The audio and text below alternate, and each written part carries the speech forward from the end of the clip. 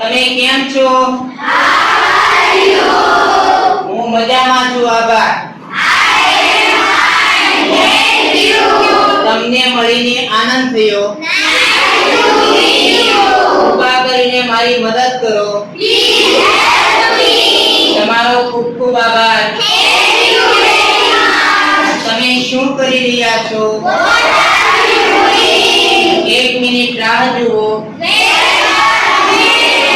મને સમજાતું નથી.